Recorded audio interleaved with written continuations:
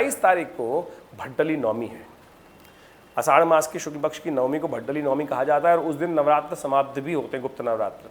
उस दिन विशेष तौर पे माँ भगवती सिद्धिदात्री का पूजन किया जाता है और अनेक मनोकामनाओं की सिद्धि के लिए उनकी आराधना करके कल्याण का अवसर प्राप्त होता है। देखिए, मंगलवार के अवसर पर ये सारे योग पड़ रहे हैं और कोई भी अनुष्ठान मंगलवार के दिन यदि समाप्ति हो की तरफ जाता है तो ये सफलतादायक सिद्धिदायक योग बनाने के अवसर प्रदान करता है। तो आपके ग्रह योग विशेष तौर पर कुछ खर्चा अधिक कराने की स्थिति उत्पन्न कर रहे हैं, अननेसेसरी खर्चे आपके पल्ले पड़ सकते हैं, तो सावधानी के साथ काम करने का प्रयास करें। इस बात का ध्यान रखते हुए कि कहीं बेकार के खर्चे आपके जिम्मे न पड़ जाएं।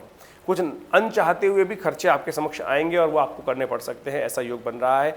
माँ भगवती का ध्यान करें और आज के दिन यदि दुर्गा सप्तशती का पाठ उसका यज्ञ कर सके तो बहुत शुभ रहेगा। भट्टली नवमी है, अंशुज साया है, कोई भी कार्य आरंभ करना चाहे तो बिना मुहूर्त के भी कर सकते हैं। तो ये आने वाले 4 महीनों में कोई भी ऐसा शुभ मुहूर्त दोबारा नहीं आएगा। तो इस 4 महीनों में कोई कार्य, 5 महीनों में कोई कार्य करना चाहे तो इसका लाभ ले सकते हैं। तो आज ही के दिन मुहूर्त करना, 27 तारीख को मुहूर्त करना बहुत शुभ रहेगा। 28 तारीख को ग्रहों की गणना दिखाती है कि उस दिन आपका ग्रह परिवर्तन की तरफ जाएगा और ये धन आगमन की सूचना देगा आपको विशेष तौर पे आपकी राशि के अनुसार से। और ये ग्रह आपको दिखा रहा है कि आपके लिए लाभ की स्थिति बन गई है। बृहस्पति के साथ चंद्रमा का संबंध बहुत शुभ हो रहा है और बृहस्पति चंद्रमा आमने सामने ये योग बना रहे हैं और इनके कारण से आपके जीवन में लाभ की स्थिति प्रशस्त होती जा रही है, धन के आगमन की स्थिति होती जा रही है। कहीं से कोई धन आने के योग बन रहे हो तो उसको थोड़ा सा ज़्यादा मेहनत करके काम कर लीजिए। मंगल थोड़े कमज़ोर चल रहे हैं तो हिम्मत करने को मन नहीं करेगा, लेकिन थोड़ा सा काम कर लीजिए, धन आने के पूरे योग हैं। तो ऐसा दिखाई दे रहा है। इस दिन दशमी है, आशा दशमी इसको कहा जाता है। तो विश्वदेव का पूजन किया जाता है, भगवान विष्णु के स्वरूप हैं विश्वदेव, उनका पूजन किया जाता है और उससे बहुत कल्याणकारी योग बनते हैं। तो हो सके तो हरी मूंग की दाल का दान करना आपके लिए श्रेष्ठ रहेगा इस दिन। 29 जून को ग्रहों की गणना दिखाती है कि बृहस्पतिवार है उस दिन और साथ साथ एकादशी है। ये कोई साधारण एकादशी नहीं है, देवशयनी एकादशी। भगवान विष्णु 4 महीने के लिए शेष शैया पर विश्राम करने जाते हैं, जिसको कहा जाता है कि देवशयन। इसके बाद समस्त शुभ कार्य भारतीय सनातन पद्धति के अनुसार से रुक दिए जाते हैं शुभ उसके लिए। तो ऐसे में सावधान होकर समझ लेना चाहिए। कहा जाता है कि भगवान विष्णु समस्त दायित्व, संसार का दायित्व शिव को सौंप कर अपने शयन में जाते हैं।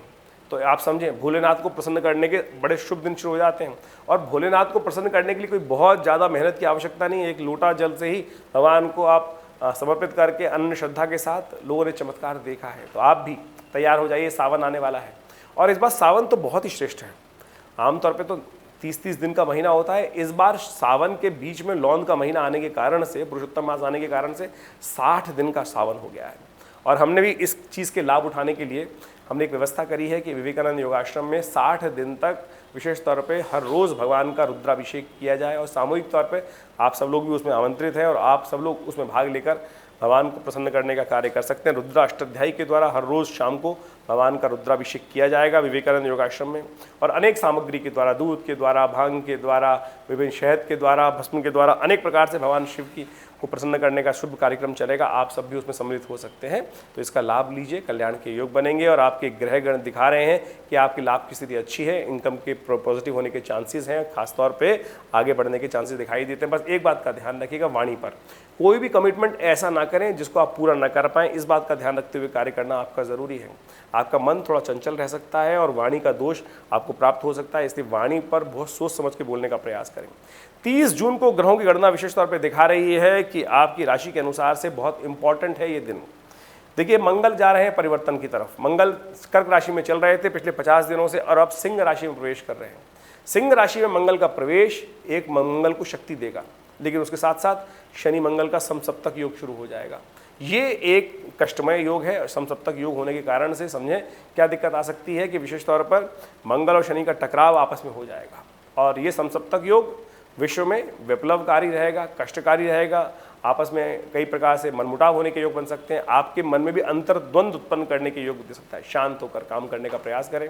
हो सके तो ऐसे में मंगल को शांत करने के लिए हनुमान जी के मंदिर में जाकर मंगलवार के दिन जलेबी चढ़ा दिया करें, आपके कष्ट दूर होंगे। और ग्रह दिखा रहे हैं कि विशेष तौर पर सुबह के समय आपके लाभ के योग हैं और दोपहर के बाद आपके खर्चे बढ़ने के योग दिखाई देते हैं। तो आप अपने खर्चों को कंट्रोल करने का प्रयास करना चाहिए।